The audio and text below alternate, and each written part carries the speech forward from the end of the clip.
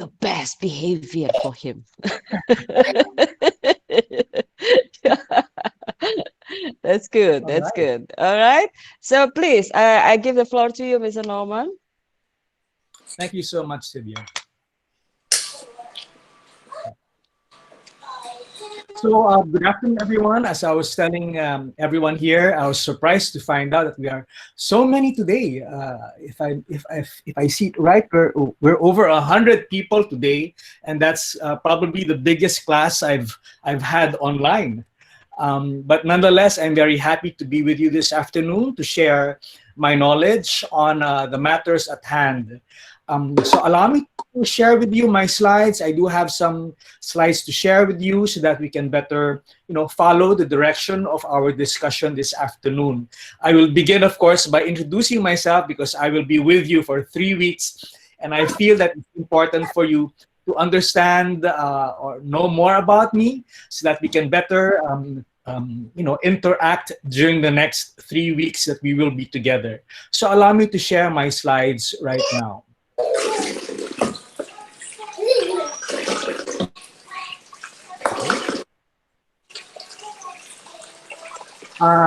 You can see my slides, right? Yeah. If you can, please say yes or holler because I can't see your faces anymore when I'm Yes, sharing sir. my slides. Thank Yes, you sir. so much. Yes. Yes. Yes, we can see. You guys are super. So again, I do realize that our subject matter, for this class is creative PR and publicity, but I've been assigned specifically to handle topics 9, 10, and 11. But before I do that, allow me first to introduce myself. My name is Norman A. Agatep, APR. APR in the Philippines means accredited in public relations. So there are about 50 PR professionals in the Philippines who are accredited in public relations, and I would be one of them. But more about myself. Again, my name is Norman, and I run a integrated marketing communication agency. But our core competence is public relations and corporate reputation. The name of our company is Grupo Agatep, and as you can probably guess, yes, it is a family-run agency. My father is also a PR professional. My sisters also are, and so we've been running this business for over 30 years now. And currently, I am the managing director of the company. Okay? But concurrently, I'm also 2020 president of the Public Relations Society of the Philippines. So the PRSP, or Public Relations Society of the Philippines, is an association of PR practitioners in our country, as well as PR agencies in our country. And so currently, I've been very fortunate to be helping run the industry via the PRSP. But I've also been involved in other areas of our industry, communication industry in the Philippines. In 2015, I was president of the Internet and Mobile Marketing Association in our country. And then in 2016 and 17, chairman of the Association of Accredited Advertising Agencies of the Philippines. So again, as I mentioned to you, my own agency is integrated. So we do PR, but we also do advertising. And the members of our office can distinguish which communication tool would be more effective and for what purpose. So sometimes you would recommend to our clients to use advertising, but also we would recommend them for other objectives to use public relations instead. Yes, so I was, again, 16 and 17 chairman of the 4As of the Philippines. And in that same year of 2016, while president of the 4As, I was chairman of the Ad Standards Council. And that means our office, the ASC, we would evaluate all of the ads that would come to our office and make sure that they are good to air. So all the print ads, billboards, TV commercials, and radio commercials would have to pass by our office, and we would study them and decide whether they are fit for airing or not. And lastly, I'm also a lecturer at a university in the Philippines where I teach PR and strategic communication for advertising and PR. So I'm a lecturer every Wednesdays there. Apart from my class with you, I do have another class also with other students in Jakarta. With the LSPR, I'm also teaching a class, a guest lecturer for copywriting for advertising. So I'm very happy to be doing both, teaching PR, some matters in PR, and as well in advertising. No? And I'm hoping that my collective experience, 30 years in this industry, shall be beneficial to our discussion this afternoon and in the next 2 weeks. So once again, thank you for having me, and I do hope that we do have a lot of fun and that we interact as we discuss our issues and our topics specifically to creative PR and publicity. So let's go on with the show. I do have some slides to share with you, but on occasion I will stop them to ask you if you have any questions, if there are anything or any items that you would like me to clarify further. So I prefer it if you do have questions, please share them with me so that we can proceed with everything being clear as we discuss. All right.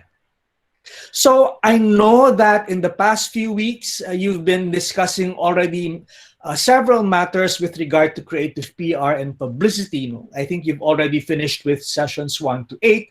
And our task in the next few weeks is to discuss the topics of press release and B2B publicity, the parties involved in developing and executing the campaign, and the evaluation methods of a publicity campaign.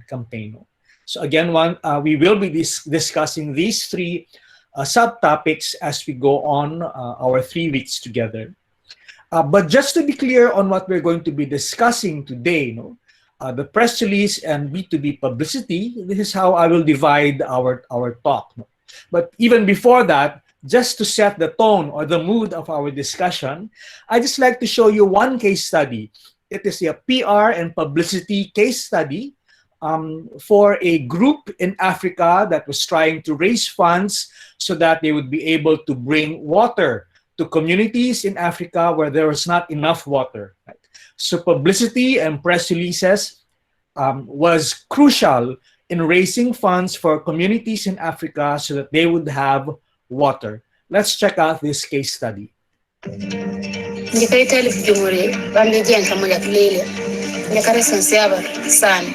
Mapofnak ejao kamoja mimi mera mimi sending yangu mera manjia kamoja tukisikiliza ndio kamoja juu ya ndipo sasa.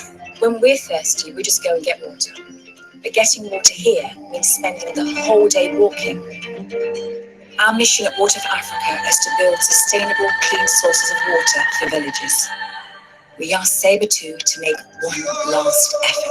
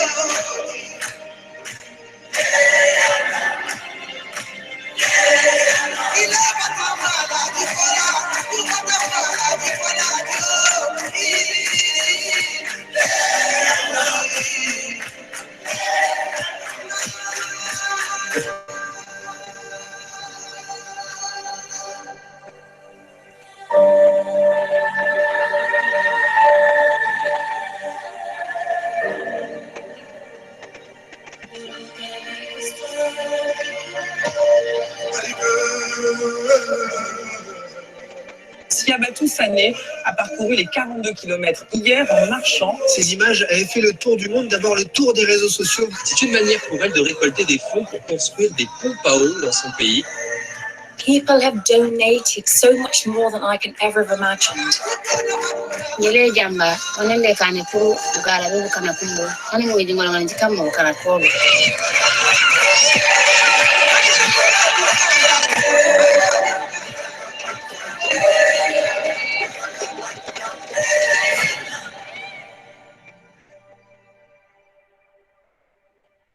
At this moment, I would just like to stop sharing my slides and allow ourselves to process what we just watched. Right?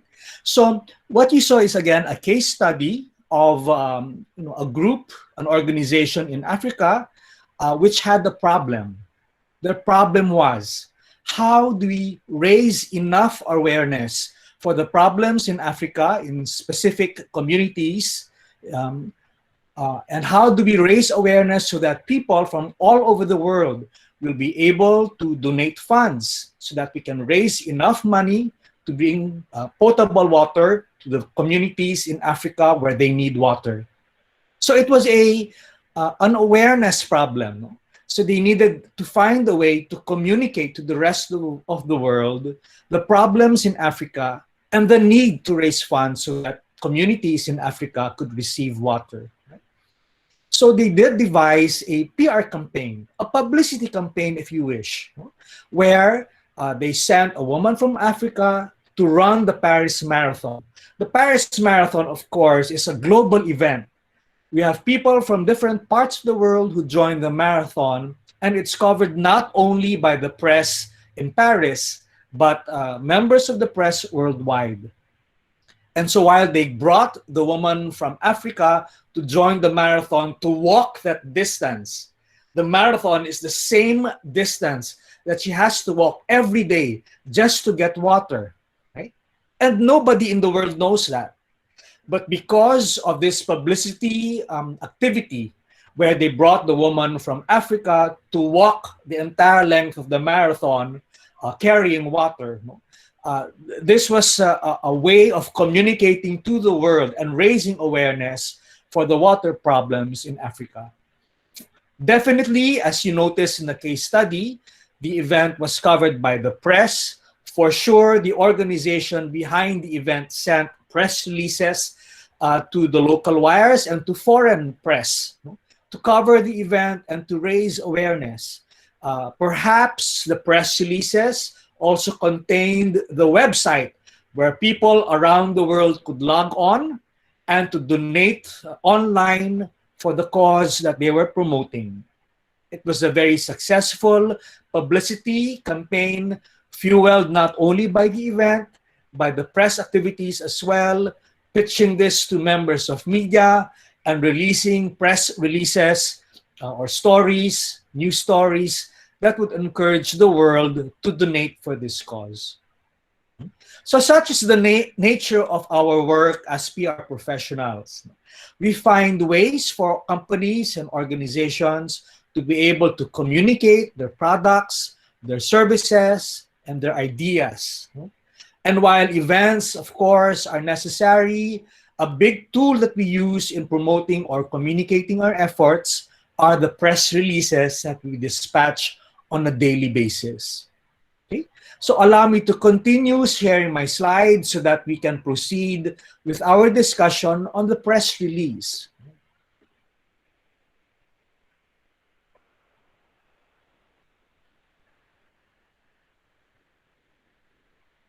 Hang on.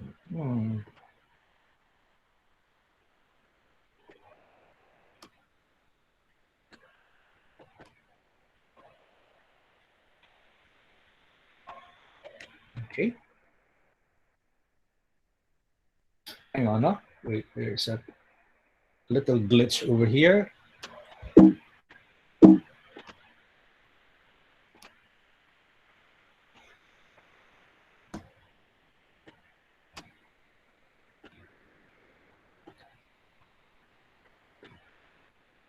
All right, here we go.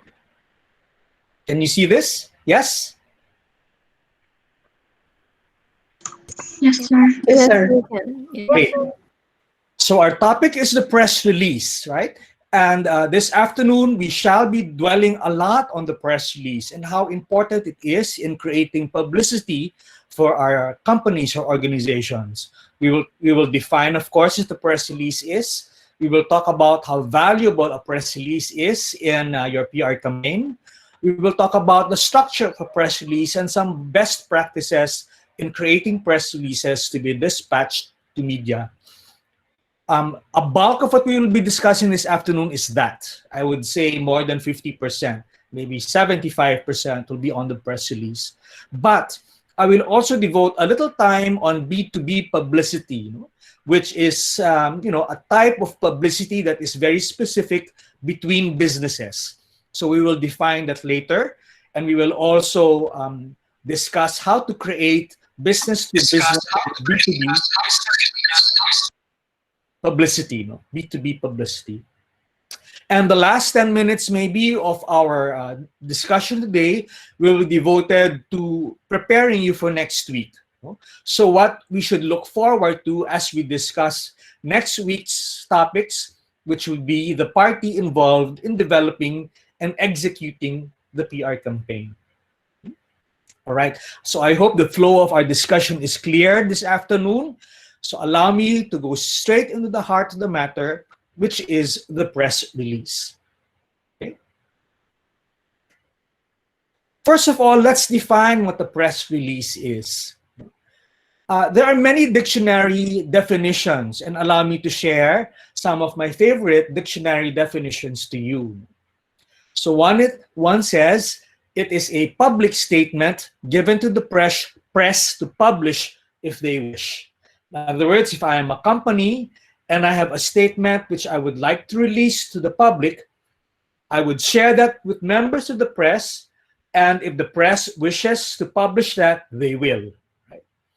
I will also share with you, therefore, the implications of this statement. This clearly shows that members of media or members of the press may decide not to publish it or to publish it. And we will show you ways to ensure that your stories or your public statements are indeed published by the press. Another dictionary definition is this. A press release is a public relations announcement issued to the news media and other targeted publications for the purpose of letting the public know of company developments. In other words, I am a company, I have developments within my company, and I would therefore like to announce these developments to the public by sharing my story to members of news organizations so that they can publish that to their various readers if they are a newspaper, or viewers if they are a television show, or listeners if they are a radio show, right? So targeted publications could be so many. It could again be a newspaper, it could be a TV broadcast, a radio broadcast. Now this could also be news portals that are online, or even bloggers who share pieces of information to their various readers too. So a press release would therefore be an announcement from my company, which I share with all of these publishers so that they can share in turn the same story to their various audiences who are either reading their newspaper, watching their show on TV, or listening to that show on radio, or even reading the information through news portals online. The last definition I have is this. It is a written communication that reports specific but brief information about an event, a circumstance, a product launch, or other happening. It's typically tied to a business or organization and provided to media through a variety of means. Okay? The added information in this definition is that my communication as a company, okay, is brief. It's very short, right? And it is a short report about an event, a circumstance, a product launch, or some other happening, right? So the press release is just the written documentation of that other event. Say if you're going to talk about, for example, Water for Africa, my press release, which I could have dispatched to news organizations, would have been a story about the woman walking the Paris Marathon. Right? So that was the event. My writing about that is the press release, and I dispatched that to the press so that members of the press could share that story from me to their various readers. Right? I hope that's clear. Okay. Now, what is the value of a press release? Why should we even send a press release to members of media? Why is that so important to many companies today? Okay, it is important so that we could get media coverage. For our example earlier about the woman running or walking the marathon in Paris, okay, it's important because the company or the organization needed media coverage. Without that coverage, nobody would be aware of the problem in Africa, and nobody would find out how to contribute or donate funds so that water could be brought to the communities in Africa where there was no water. Okay? So this would be when your company releases, for example, a new product, a new feature, or maybe you're announcing something very important that people should know, right? And therefore, media coverage would help you in making sure that people knew about your new product or feature or new activity that you wanted them to be aware of. Right? Sometimes we would issue press releases because we need to build our brand's reputation. Maybe we are a new company. Maybe nobody knows us yet. Maybe we need to shape our brand image to more people so that they can know about us. Maybe they don't know who we are. No? Maybe they do not know what our products and services are. And so we would draft press releases so that people would be able to find out about our company, and our reputation will be built among those who do not yet know us. Sometimes we send press releases to manage a crisis. Right? Maybe something went wrong. Maybe our restaurant shut down, right? Maybe we had to lay off some employees. And it would be wise to manage the crisis by sharing information, the real story behind the crisis, before rumors even spread. We would control the narrative by writing a press release ourselves and sharing that with audiences so that they know about the crisis that has happened from our own mouths. Okay? Maybe it's also to drive traffic from trusted media sites, especially if we are running a press story on media that is online.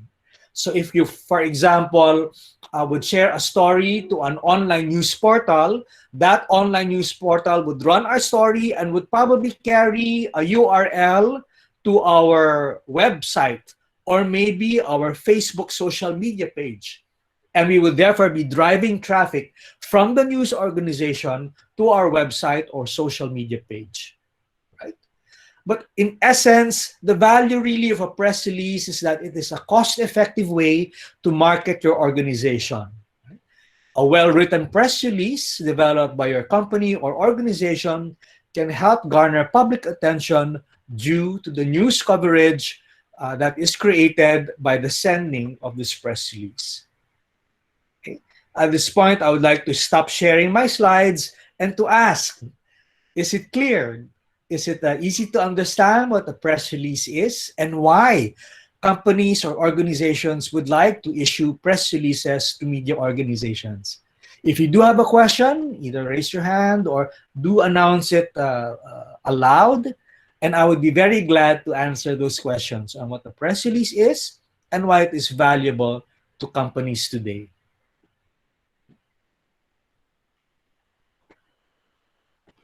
Any questions? Was that clear? If that was clear, please show me a thumbs up so that at least I know that you understand what you're talking about. Yes? But please don't be shy. As teachers, we really encourage you to ask as many questions so that we can clarify them for you if necessary. Yeah, because Yes? otherwise it's like a monologue, no? Exactly. Exactly. I know the feeling. And sometimes it's more difficult online versus I know.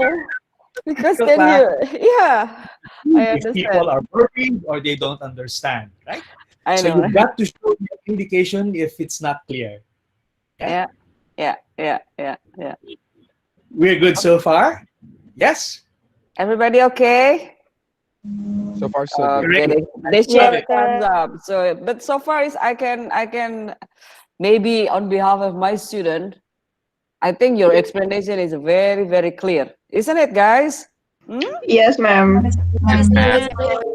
Yeah, okay. So you can take a deep breath again and start again, Mr. Noma. I will withdraw myself again. Thank you so much. Remember, this is your birthday present for me. That's right. Okay. You shouldn't be working so hard. So allow me to share the next slides on the topic. Okay. And again, students, if you do have a question, feel free to chat or raise your hand or verbally announce what your question might be. I'd be very happy to answer them for you. All right, so let's go back to our slides now, and I will share them with you.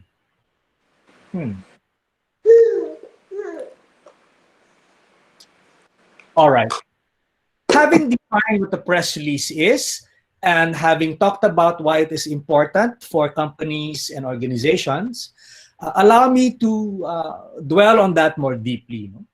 As we are practitioners and when we are writing our press releases, we ought to aim for newsworthiness. Remember that we are sending the stories to members of the media, members of news organizations, and therefore the stories that we send them must be newsworthy. The whole purpose of a press release is to get coverage and get noticed by our target audience, as I mentioned a while ago. It is a tool made to announce something that is newsworthy in the most objective way possible. This is very important to know because I do have a lot of clients, for example, who would tell me, Norman, can we come up with this news story and issue that to all members of the press? And then when I read, for example, the brief, I realize it's not newsworthy after all. And so I would have to tell my client, I can try my best, but I'm already telling you it's not a very newsworthy story, and members of the media might not be so interested to publish the story. What are examples? If, for example, I am, let us say, 7-Eleven or a convenience store that's present in Jakarta, right? And let us say there are so many branches of 7-Eleven in my hometown, maybe hundreds of them already. And then I write a press story that says 7-Eleven opens its 103rd branch in Manila, for example, right? Because there are so many 7-Eleven stores already opening almost every week anyway, right?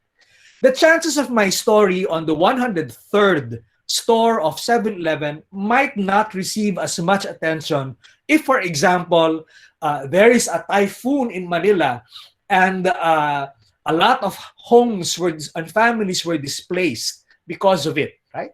If I were a journalist, I would much rather publish the story regarding the typhoon rather than the 103rd store of 7-Eleven in Manila, which might not be very newsworthy currently.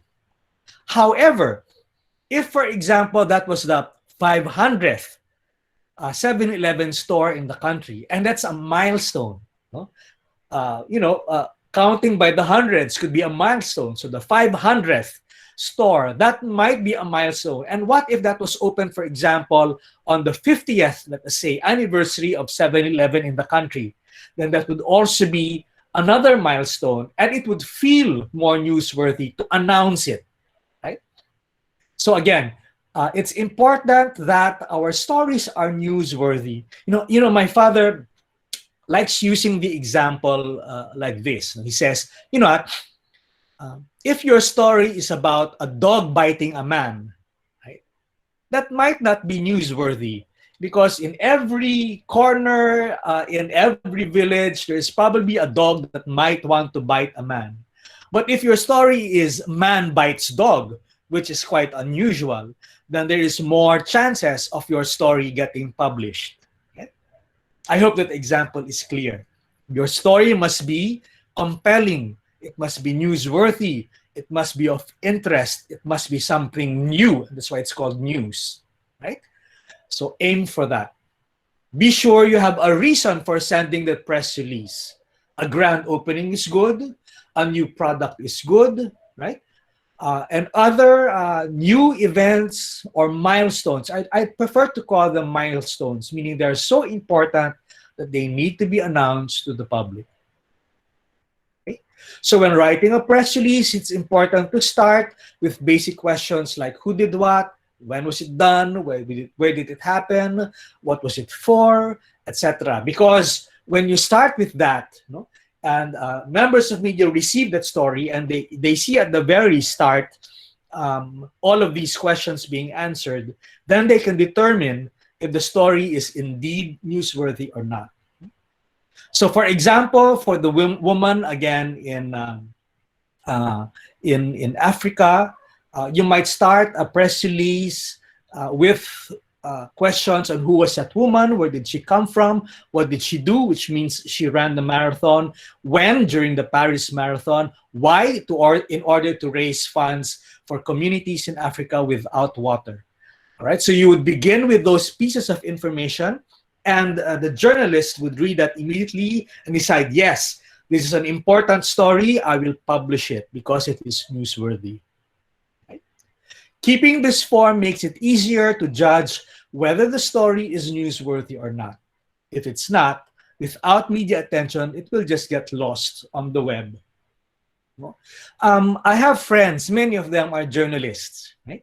And they tell me, Norman, we receive hundreds of press releases a day. Right? And poor me that has to read all of these press releases.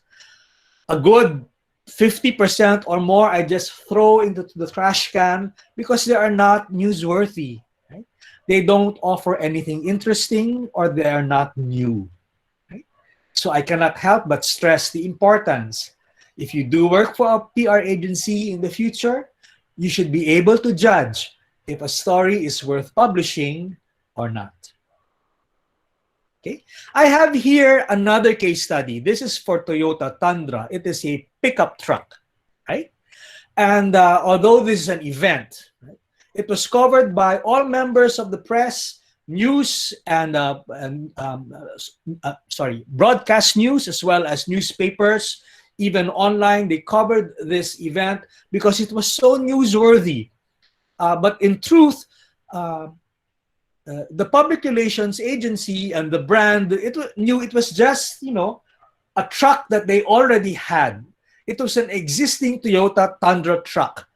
But they were sensing, how do we revive awareness for this truck and reinforce the idea that our truck is very sturdy, very handy, and very strong. What they did was to create an event and to create a story that no news organization could ignore. It was so compelling that everybody wrote about it. Let's take a look at this case study.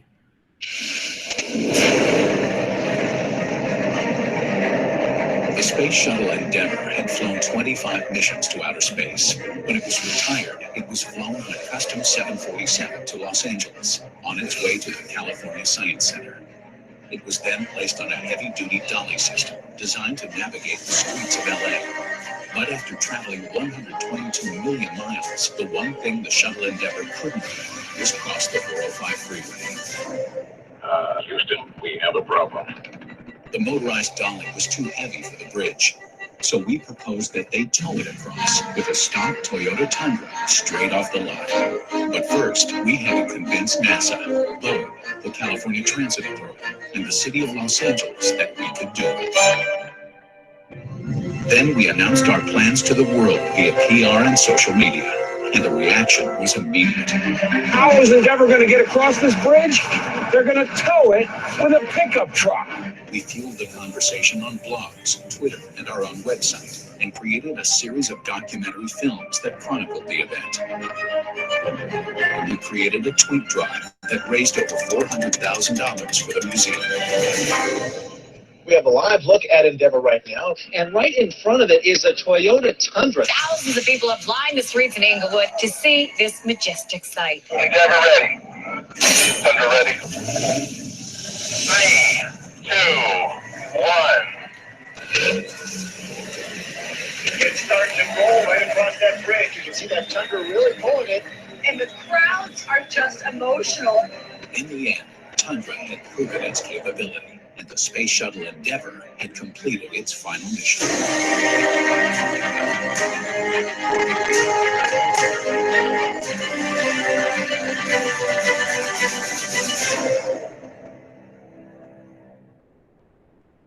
Okay, so let's explain the case study just briefly. Again, the problem or the communications task was, how do we communicate the power behind the pickup truck that is a Toyota Tundra? How do we make news organizations want to tell the story of how powerful our Toyota truck is? And so what they did was to mount this event where they volunteered to bring the space shuttle to its final destination and to allow it to cross the bridge, right? By pulling it with the Toyota Tundra truck. And of course, while there were many components to this PR campaign, certainly the press release was one item in that set of communication tools used. For sure, they wrote a press release to various news organizations, and therefore the news organizations were interested to pick up the story and to cover it in their various either newspapers or news programs on television. But again, if I, for example, wrote a press release just saying the Toyota pickup Tundra is a very powerful truck and only say that, it might not be so newsworthy versus mounting an event and talking about or dramatizing specifically how the Toyota Tundra is so powerful that even the space shuttle was towed across the bridge in California.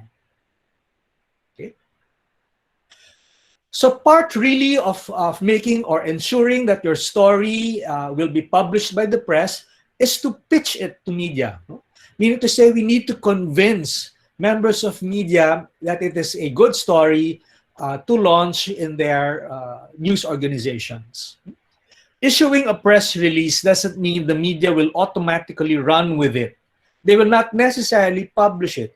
Again, if there's a bigger story out there, then they would probably run that story instead of yours. Media outlets will need to ask, does it interest the readers? Does it benefit the community in some way? Right? And they will choose, of course, from among the tons of press releases that they get every day, which story would interest their readers the most. Consider also other outlets that might pick up your press release. Sometimes there are bloggers or influencers on Twitter or social media to whom you might want to pitch the story to.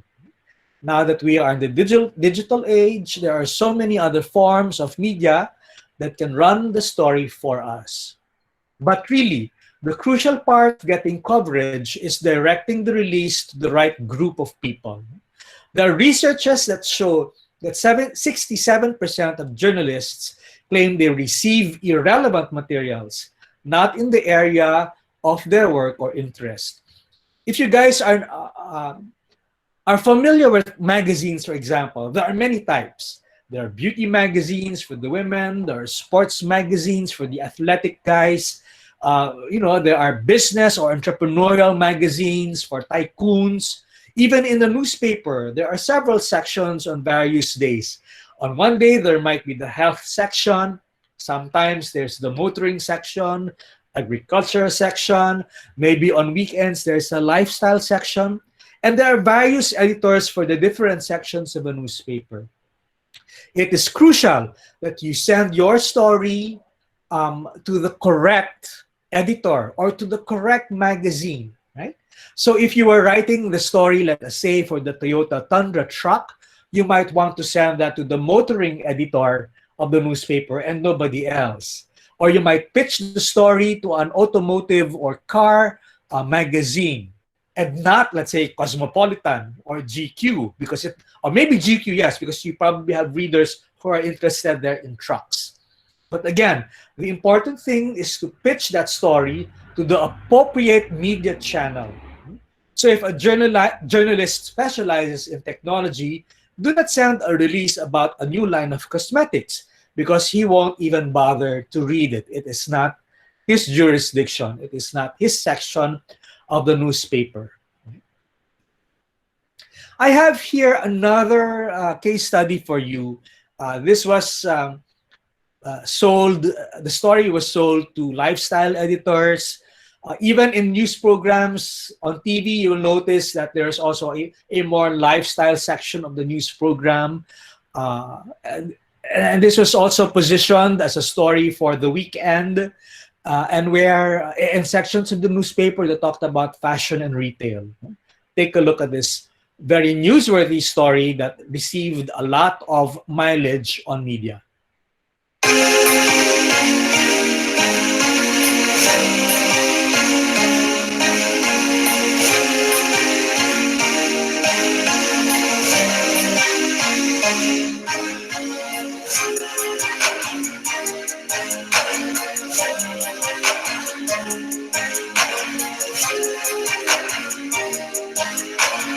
Dit is dan echt, hier hou ik van. Dat is de HEMA. Dat meest besproken onderwerp vandaag op Twitter. Het mannelijk model dat je poseert voor de push-up BH's van de HEMA. Het is echt briljant, want het is reclame voor een push-up BH. Is de trending topic en dat is de HEMA. HEMA zorgt vandaag voor een ware Twitter-storm. Zelfs bij een man zonder vrouwelijke vormen het toch lijkt alsof hij mooie borsten heeft. Het fantastische publiciteitsstunt. Alle aandacht. Ja, a Dutch retail company, wanted to prove that anyone with itty bitties or nothing at all can wear this bra and look like they actually have something there. A male model rocks a push-up bra. How do you prove your push-up bra can push up even the most minuscule bust? Have a man model. Well, this is an interesting story coming out of the Herald Sun. A man is modeling women's lingerie. Вызвала сделанная для Голландии реклама. 好照。美型男挤出事业线。 Androgynous catwalker Andre Pajic is the new face of a Dutch lingerie line. If he can look like that, what can he do for a woman? Would that convince you that that's one heck of a push-up bra? Yes. That even a flat-chested dude could put on one and look curvy. If you have the HEMA Mega Push-Up Bra, and that's why this ad is so masterful. Wow. Masterful.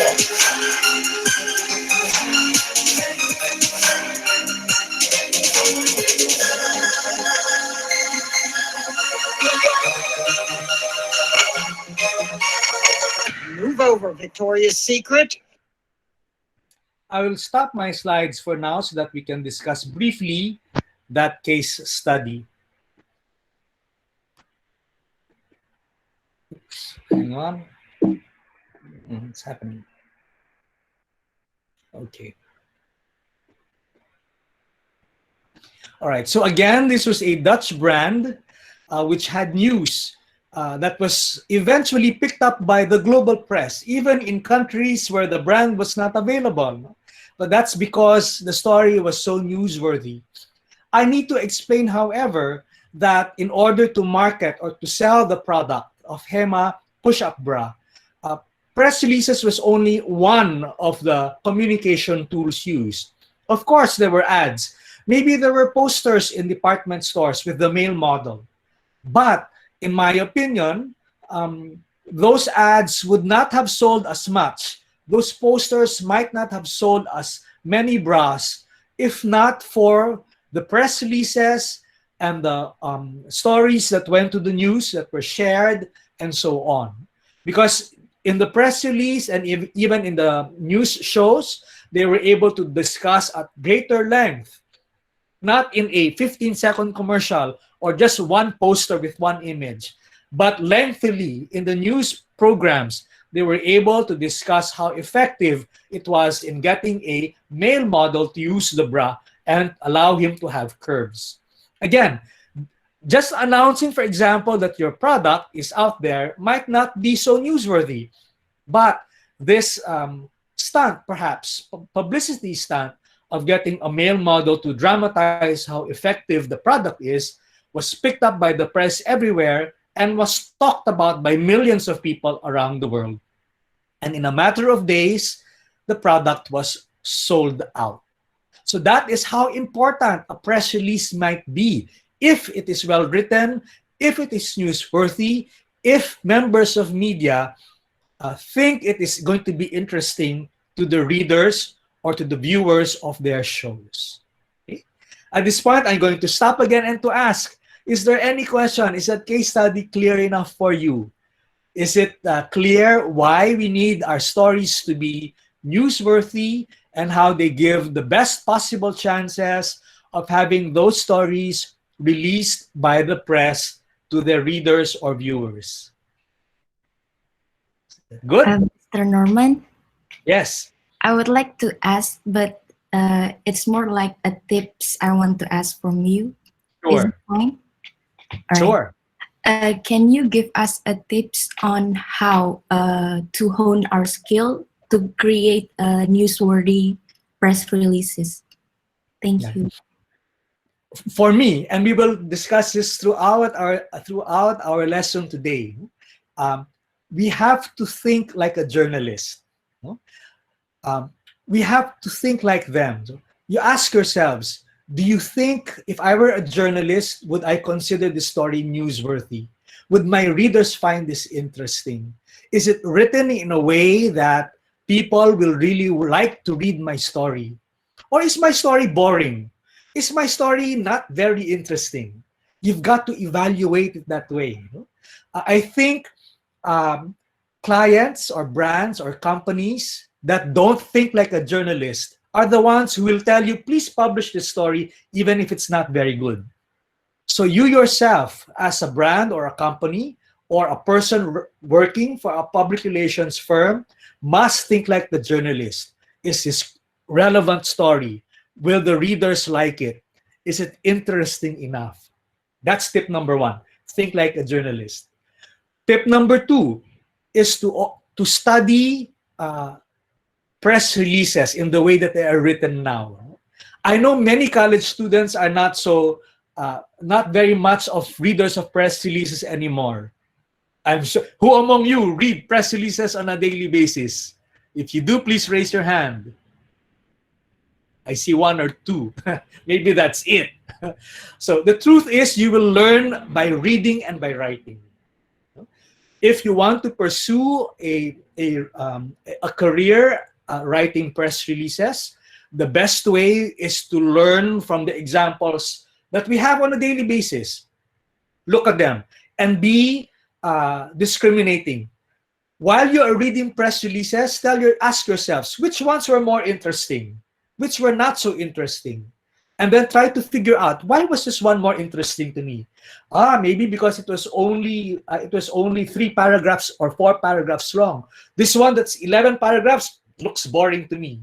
No? So try to figure out, while reading press releases, which ones feel more compelling to read for you, right? And then keep on writing. Write all the time. No? Hone your writing skills. I will tell you this at the end of the class.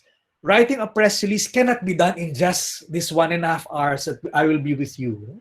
You've got to work at it on your own as well. Figure out which ones seem good to you and try to write in the same style.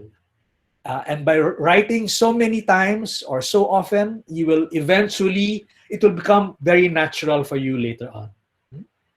So again, think like a journalist, read and write press releases. In a nutshell. I hope I answered your question. All right. Thank you, Mr. Norman. All right. Are there other questions that you might want to ask before I proceed with the structure of a press release? If none, let me go back to my slides and let's talk about, the main components of a press release.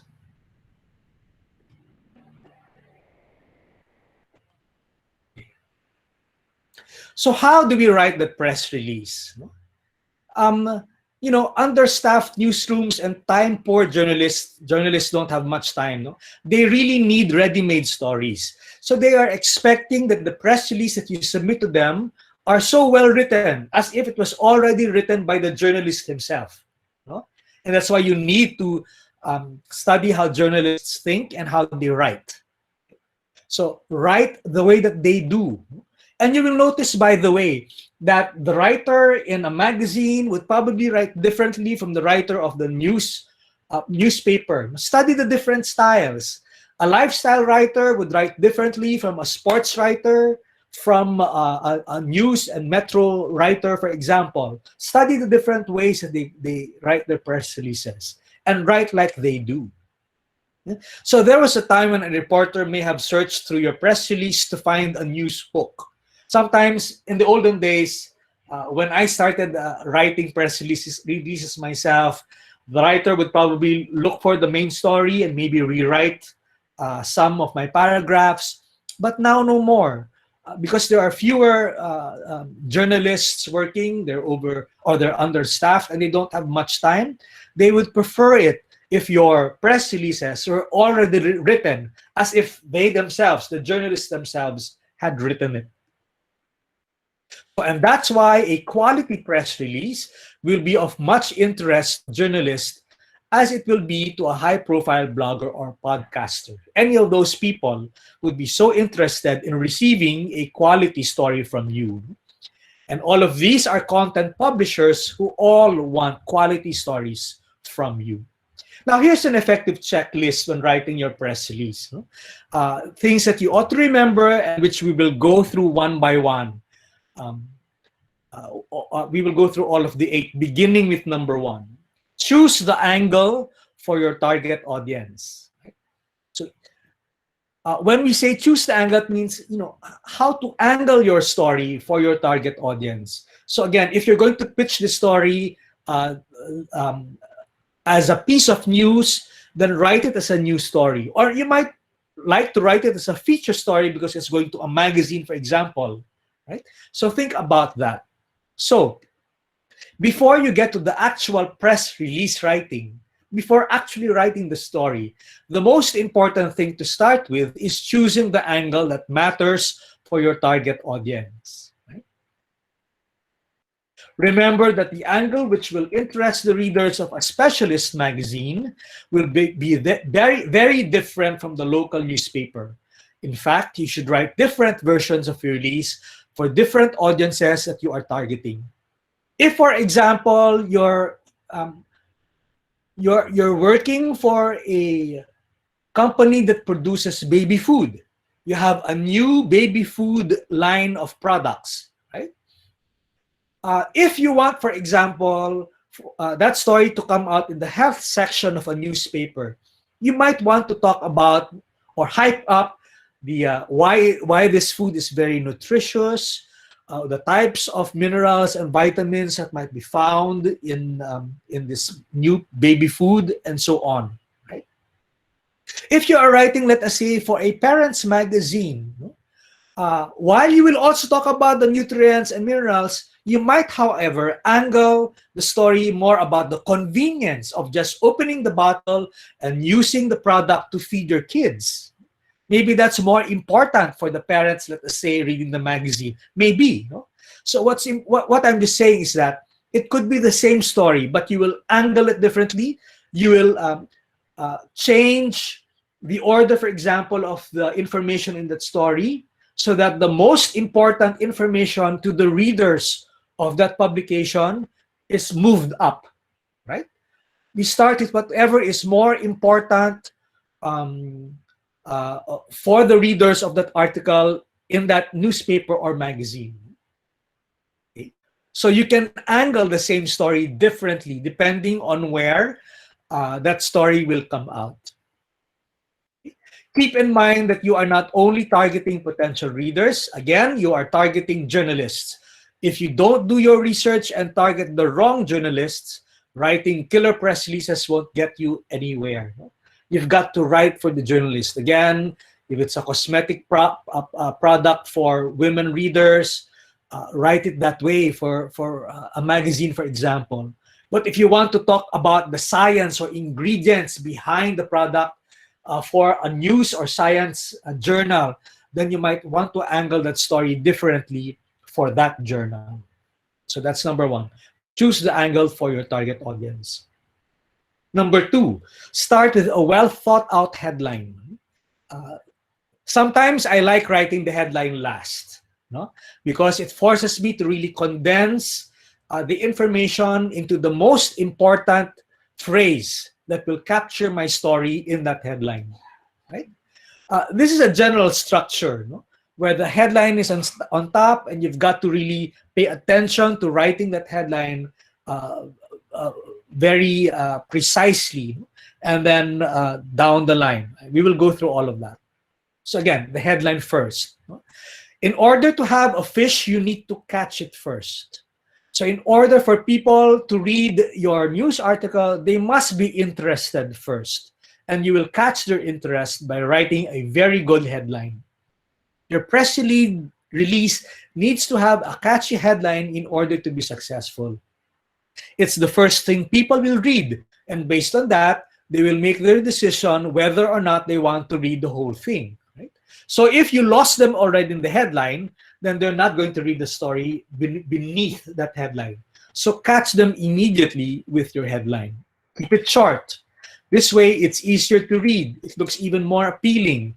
And if it's no longer than 10 words or 110 characters, people might even tweet about it. Remember, in Twitter, for example, there are only a number of characters that you can have there. So keep those headlines short. Make it fresh, newsworthy, interesting, as we've always said throughout today's discussion.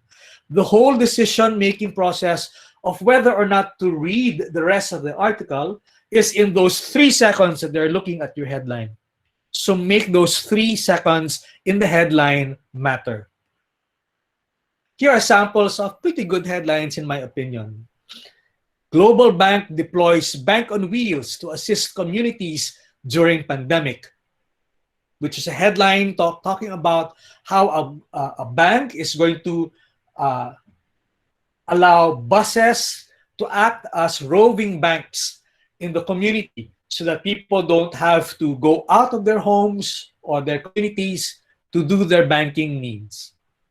Here's another headline, which is already clear at the start. This is the baby food I was talking about. New baby food set to transform mealtime for parents. The fact that it's going to transform mealtime seems very interesting. You want to find out what's new about this baby food that is going to transform mealtime, even for the parents. Or musicians raise $1 million for flood victims through virtual concert. So it already intrigues you, know, how did the musicians play together virtually online? No? And how were they able to raise that much money? And the fact that they're doing it for a good cause are all good reasons for us to want to read the story further on. Right? So again, try to capture the story in as few words as possible in that headline, and do it in a way that intrigues your readers to want to continue reading the story. Next, pay attention to your lead paragraph. The lead paragraph is the first paragraph in your press release. Right? In the lead paragraph, we need to answer as much as possible the 5 W's briefly, but hold to your readers' attention. What are the 5 W's? So normally the who's, the what's, the where, when's, and why's. Right? It all has to be in that one sentence, one paragraph piece. Right? The lead is exactly where the impatient ones will find the answers to the most important questions. Those 5 W's, what the news is about, who is involved, when and where it happened, and why it is important. So again, for the woman in Africa, you can say, for example, during the Paris Marathon in April of 2018, this woman, give her name, walked the marathon to demonstrate to the world the distance that she has to walk in order to have water for her community in Africa. She did this in order to generate funds for the organization that is raising money to bring water to the communities in the said communities of Africa. So in just one paragraph, you already announce who was there, what was it for, where did it happen, when it happened, and why it happened. No? In one paragraph. So that even if I don't get to read paragraphs 2, 3, 4, or 5, I already have the most important information spelled out for me. Okay? Your lead should be long enough to cover the essentials, but short enough, again, to keep it interesting. So if you can answer those 5 questions in just 1 sentence, go for it. Don't waste the journalist's time. You have to pique their curiosity and give them all the details at once. So here's a sample of a lead paragraph for the global bank that was, again, going mobile so that communities can access banking services through the bus. So that lead paragraph would say, Global Bank, the country's most awarded digital universal bank, is set to deploy in August roving buses around Metro Manila to act as mobile banks for communities that are on lockdown during the COVID-19 pandemic. 1 paragraph, 1 sentence, answering who? Global Bank, the country's most awarded digital bank. What? They're deploying buses around Metro Manila. Where? In Metro Manila. When? In August. Why? To act as mobile banks for the communities that need their services during lockdown. Again, so many questions already answered in 1 sentence, in 1 paragraph. So that even if I don't read the rest of the press release, the most important information is already in the lead paragraph. I hope that's clear so far. Okay. Number 4, cover the essentials. That means in paragraphs 2, 3, and 4, if there are other essentials that amplify what you already spoke about in paragraph number 1, then do that. Give your readers the essential details, the basic information that is necessary to figure out why this press release is newsworthy. And again, you don't need to write a novel. You just need to give a brief explanation to get the reporters excited. For example, for that global bank that is deploying its buses, you can talk about maybe the reason why they're doing this, what is the schedule of the routes of the buses, starting when, how to avail of the service if you live in those communities where the bank, where the roving bus will come, no, or go to. So those are some essentials that you need to fill in to complement the information that you already set out in the first paragraph or the lead paragraph. Okay, so a tip for press release writing is to focus on how your product or service helps others. These are pieces of information that's going to be essential. Why is it going to be helpful? Because when it helps people, it helps journalists. Again, journalists want stories that will help their readers. Those are the stories that they will put out.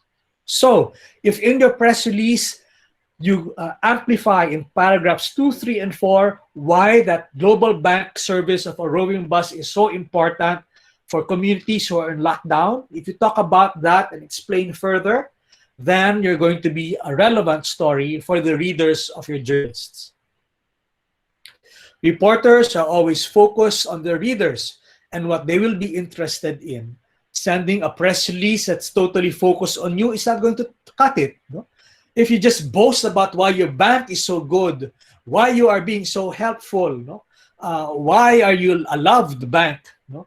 That's not going to be so important versus information about when the bank or the roving bus is going to be deployed, which communities will be visited, when, how do communities avail of the banking service, because those are all essential in making people avail of the service. And it's not focused on you as the bank, but focused on how the consumers will be helped by the service you provide. Then that story becomes very relevant to the readers of journalists. I hope that's clear. Okay. Number 5, in your story, you might want to consider adding quotes. They help spice up the story.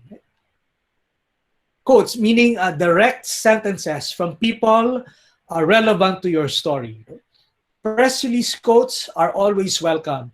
They bring another perspective to the text and make it more diverse.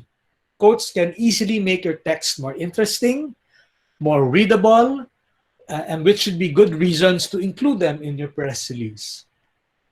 My example, again, is for the global bank.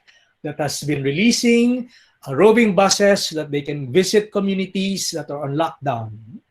The quote could be, for example, from the president of the bank, and he would say, "We have heard the concerns of our bank depositors and are doing all we can to bring our services to their communities and to ease their worries during this crisis," said Global Bank President Jerry Mendoza. And while the project will be launched in various districts within the nation's capital, we are aiming to roll out our mobile banks to the rest of the country in 4 weeks, he added. And again, so these are specific, direct quotes that help amplify the story through the words of President Jerry Mendoza. Maybe later on, your story could be evolved. No? You can have a story instead quoting that as a satisfied bank depositor. No? "I was pleased to experience the banking services on wheels by Global Bank. I did not have to worry so much because the bank came to my community and I did my banking chores a few steps away from my home." That could be the quote from a happy customer of Global Bank. But once again, these quotes make your story more convincing. They humanize the story and make it more interesting to readers everywhere.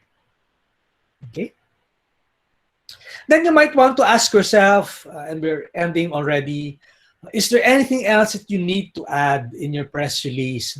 Maybe you might want to quote a research. For example, for Global Bank, you can say 80% of banking depositors are unable to do their banking physically, according to a research done by, So this might add dimensions to your press story. So think about that. So this is your time to ask, is there anything else that you can add to your story to make it more interesting? For me, I would include a photograph or two with your press release. Especially now because you can just send photos online to the editors of newspapers and sometimes to bloggers. You can send videos to them as well. It helps make more people visit their site too. So I would do that. So if I had the video of the bank, the Global Bank on wheels roving around the city, that would be helpful. Or photographs of bank depositors going up the bus and doing their banking transactions there, that would be very helpful too. So photographs would be something you might want to consider in adding to your press stories. In the old days, we normally wrote press releases, wrote them well, even without visual content. But now in the digital age, it's always wise to send out your press story with some visuals of the story that you're releasing to the press. Okay. We're winding up already our discussion on the press release. It's also good to have somehow in your press release contact information. So if the journalist needs to interview you or ask you more questions, more information from you, make sure that you have contact information on how they can reach you. Maybe it's your mobile phone number or your email address. Don't forget to add contact details so journalists will know how to reach you or anyone else worth contacting about the story that you're releasing to them. It's important because they might want to ask some additional questions that's not in your story, but they feel might be relevant to their readers. If you forget about this part, the chances of getting your release published become slim. Sayang, no? It's a waste if they're not able to reach you for information that they feel could strengthen your story. And lastly, include a boilerplate. Right? And let me explain what that is. No? If you caught the journalist's attention and they kept on reading all the way until the end, no? Most likely they would want to know more about you. And that's what a boilerplate is. It's a paragraph that talks more about the company behind the story.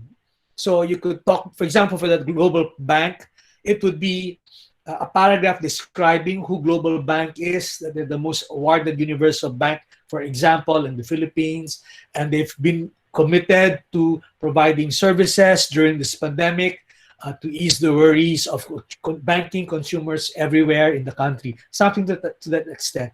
If you visit, for example, a website, you will notice most websites would have an About Us page.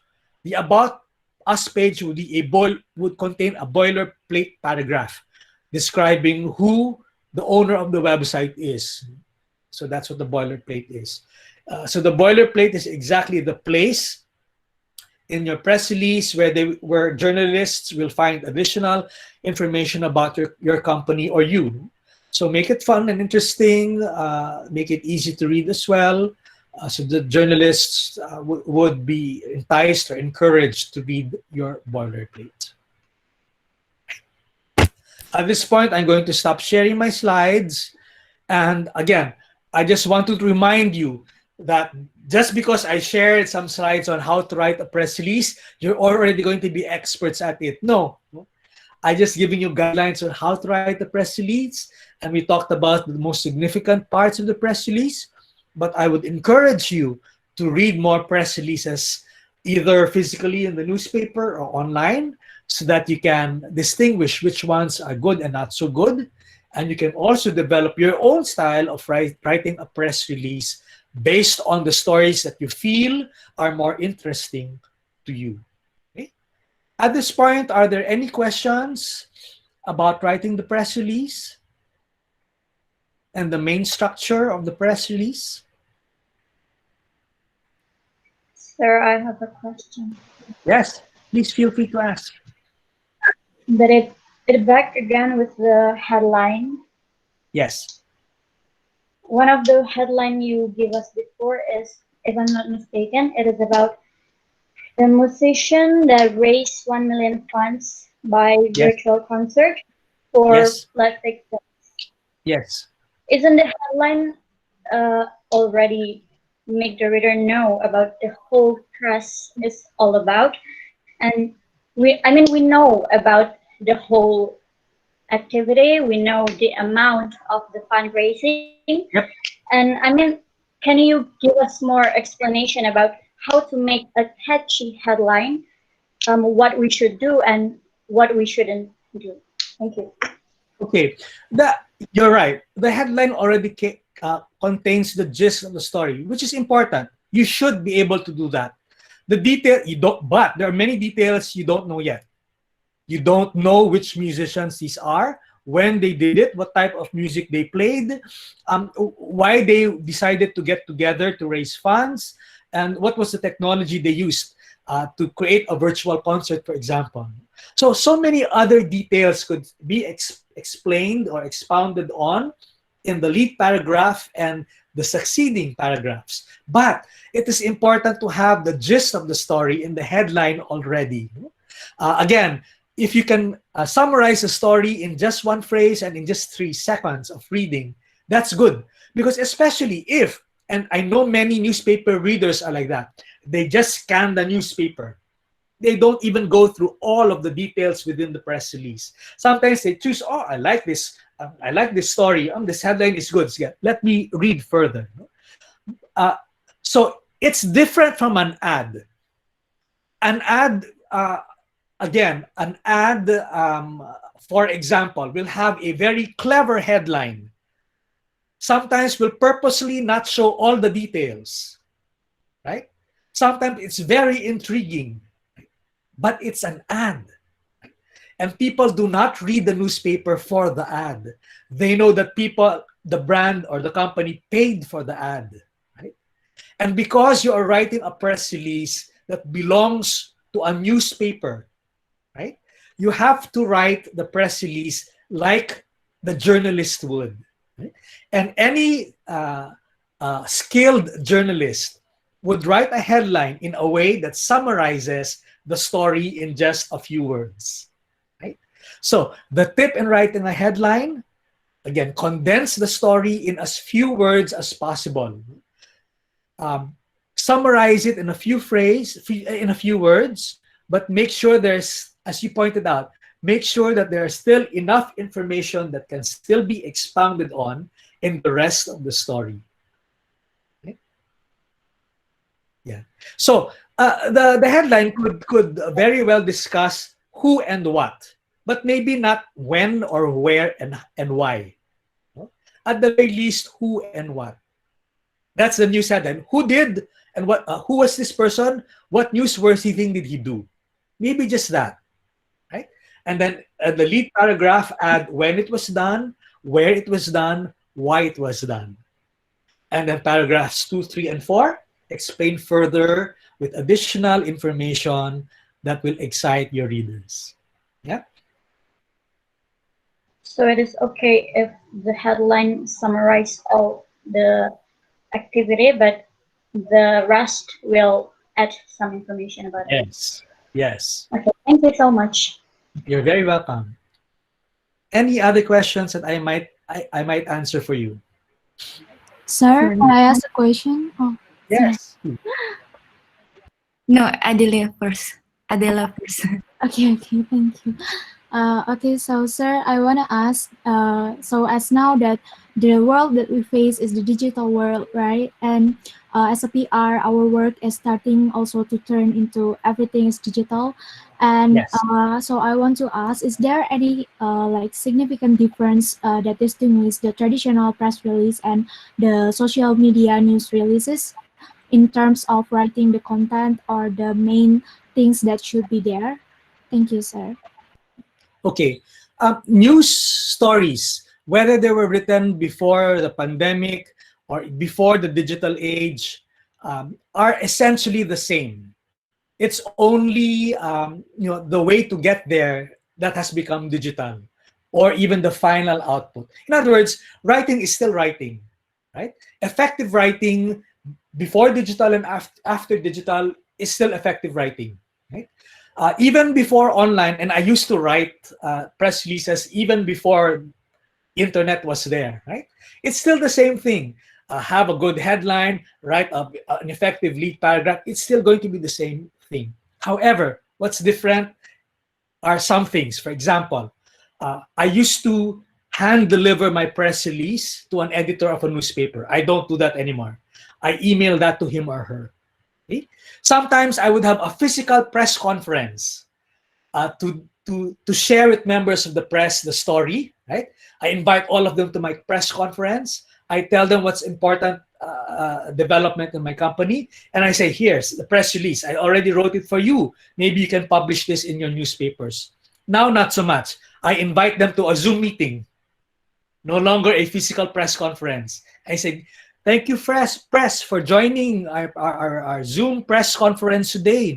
I have some important news to share to you from my friend, this company. Right? They are launching their roving banks, and I'd like them to talk about this with you. Right? And maybe the president of the bank, Jerry Mendoza, will talk about the bank. Right? And then at the end of the virtual meeting, I would say, and by the way, we've written a press story for you, which you might want to consider to put out in your physical newspaper or your online version of your newspaper. There. So writing is the same. The process, however, of getting the story to the press might be different. Thank you, sir. You're very welcome. Oh, by the way, the other difference is that there are other forms of online media that require different writing skills. If you're writing story, so to speak, as social media content, that's different. I don't call that a press release, but you write differently for social media or for tweets, for example, which need only a few characters. That's different. I don't normally call those press releases. You write differently for different types of social media platforms, but writing a press release for news, physical newspaper or online news, the same. Okay, thank you so much, sir. Sure, you're welcome, Adela. Somebody else was going to ask a question, I think. Sir Norman, I would like to ask again. Is it okay? Sure. I would like to ask if I want to write to the target audience of my press release is teenagers. Is it okay to put the headline some uncommon words, or will it backfire to me if I write some uncommon words? If, for example, you are writing an Instagram post or Facebook post, you're allowed. Remember, however, that you're supposed to write according to the style of the newspaper or magazine where that story will come out. So if I were you, if, for example, your story is going to come out in a magazine for teenagers, what I would do is I would get that magazine, study how the articles are written in that magazine, because each magazine has its own style. So even if, for example, they're a teen magazine, maybe they are required nonetheless to write in a specific way that is not too casual, for example. So what I would do is I would study that magazine and then try to, feel how the writers of this magazine are writing and copy that style. Again, your task as a press release writer for that magazine is to write as if it was the magazine itself that wrote that article. Okay? All right. Thank you, Sir Norman. All right. That being the case, I only have 10 minutes actually to go to the rest of our discussion on B2B, business to business. And I'm going to do that very quickly with the next few slides. Okay. But first, some common mistakes in writing press releases. And again, this is just reiterating what I mentioned a while ago. A common mistake is, not making it newsworthy because your press articles need to be newsworthy. Another common mistake is beating around the bush, not going directly into the 5 W's.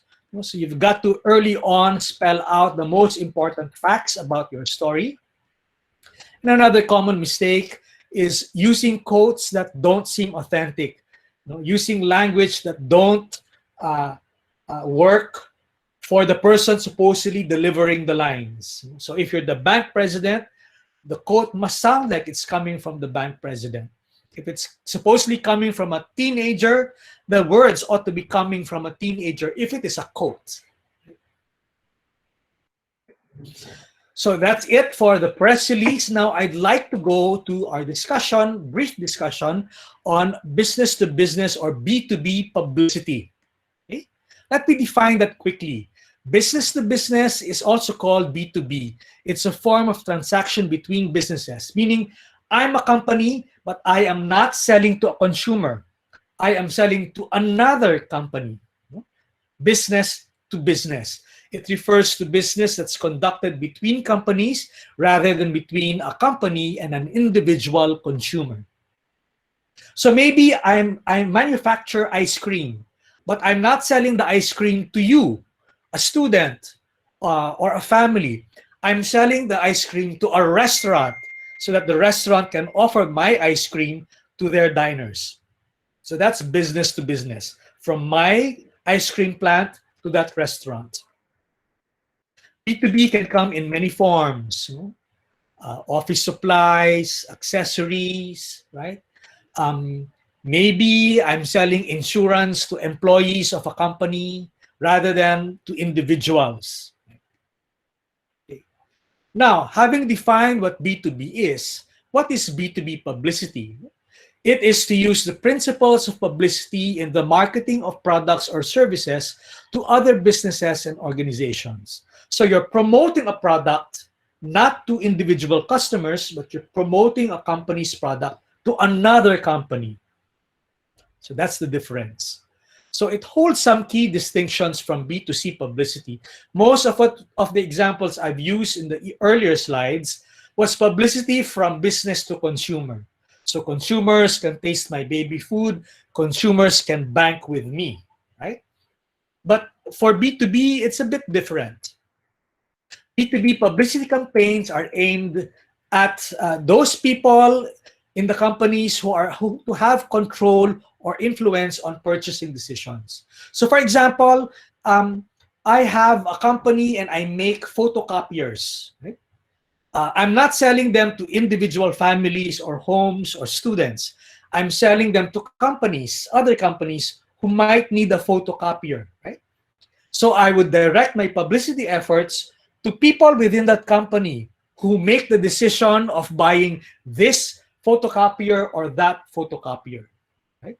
So, in other words, my press releases need to attract his attention, not the ordinary consumer. Okay? All right. So B2B publicity tends to be more informational, more straightforward than a B2C publicity. Right? And this is because purchase decisions, choosing this photocopier, for example, in comparison to consumers, are based more on bottom line revenue. So how much it would save my company if I bought your photocopier versus this photocopier, right? So the reasons for me to buy are different from the reasons that a consumer might want to buy. And therefore, when I write a press release, B2B press release, I would take that into consideration, what these people need to know. And it's very simple. How to create B2B publicity? You need to define your target market. It's not a consumer good. So it's not a consumer, ordinary consumer you're creating the publicity for. So again, who is going to decide which photocopier to buy? Try to understand that person, right? And eventually design your communication to the needs of that person who's choosing to buy your product. Create, if you want, a dossier or a file for your ideal target.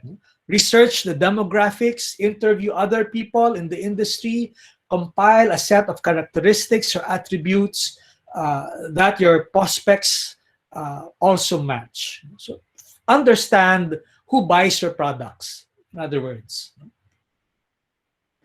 Number two, identify the tactics and channels. Once you already know who in the company is going to buy your product, okay, understand which channels that they are reading, for example. So questions you might want to ask are, what newspapers or business journals do they read? Maybe these people who buy your photocopiers only read this newspaper, or maybe this magazine only, or maybe they visit this online website only. And therefore, you try to find out what that is. Okay? So ask, which social media networks do they prefer? Which industry events do they attend? Okay? And having known that, knowing who's going to buy your product, who among which companies will buy your product, and who in that company would buy your product, okay? Understand which newspapers or journals they read. After knowing that those information, then you can now run your publicity campaign. This means, therefore, writing the stories based on the information that those people would want to hear, write according to the journals or magazines' style of writing. Very much like the business-to-consumer type of publicity, but this time more specific to your specific audience. Okay? And that's it. That's really all we need to know with regard to business-to-business publicity. Would there be final questions regard to business-to-business publicity before I wrap up our very long session and give you a hint of what's going to happen next week? Right? So B2B is just like B2C, except that you have a specific end target consumer in mind, different from the regular consumer like you or me.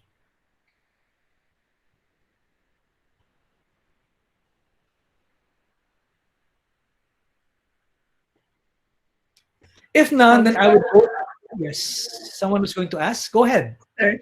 Actually, it is not a question related to B2B. B2B. What? Publicity. Yeah, publicity. But I just want to ask that will we get the material presentations for today? I will send you. And I think there's also a recorded version of our session. But apart from the recording, I will make sure Heidi has a copy of my presentation so that we can all enjoy that and study that even further. Okay, thank you, sir. You're very welcome.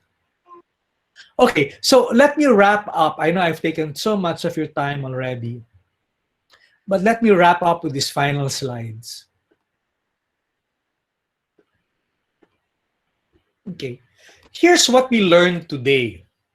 Okay, we learned that publicity is a big part of what PR practitioners do on a daily basis.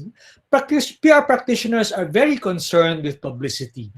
And creating publicity means understanding the value of a press release. It is our main communication tool to create awareness, for example, for our products and services. Right? We have press releases and we try to understand how to write effective press releases in order to promote our products, our services, and our ideas. And publicity can come in, B2C, meaning business to consumer publicity, or for a specific target that's also another business, it could be business to business. So it's a different type of audience. Now, what we need to understand, apart from what we learned today, is this. Learning how to write a press release is not done overnight. So as I mentioned to you, after today, this does mean that you're already perfect press release writers. You need to keep on reading and writing. And I encourage you to do that, please, so that you can be more effective PR practitioners once you start working. The other thing I need to make you understand is that press releases are only the written or documented part of a PR campaign. It's only the written story. But so much so much happens beyond that story. So for example, the woman in Africa mounting that, flying her to Paris, talking to the press, pitching the story to them, apart from just the written story or article. So many things happen. Documenting, taking videos of the woman walking in Paris. All of these things, are all part of the campaign, but are apart from the actual press release that we wrote. So again, press releases are only the written or documented part of a PR campaign. There is so much more behind the press stories we read. And that is why next week, that's what we're going to focus on, the party behind a PR campaign. Not only the writer of the press release, we also have the art directors, those who design any graphics, the photographers, the content developers who create videos and social media posts, even the event organizer and other people involved to make sure that we have stories that people or news organizations will be interested to share with their readers. And again, it takes more than just a copywriter to do that. There's a big team, and that's essentially what a PR agency is. We have all of these people to mount a PR campaign and to ensure that our clients get their stories across to as many people as possible. And that's what we're going to discuss next week. Yeah. And that's where I end my session today. So I hope we've been clear so far and that you know where our discussion is leading to next week. And if there are other questions still before we close, finally, please ask them now.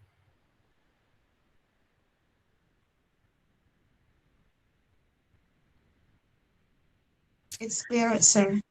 If that was clear, again, we do have the recorded version of our class today. I will make sure you have a copy of my presentation.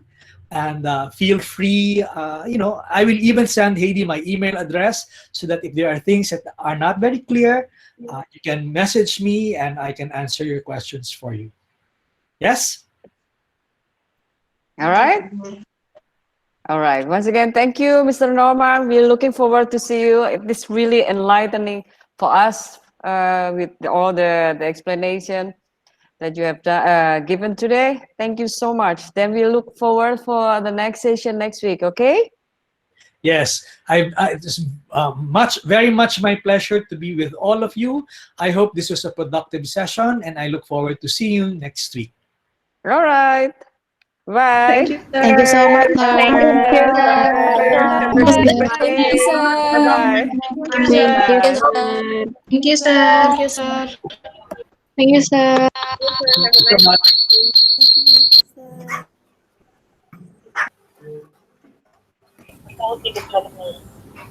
Thank you, sir.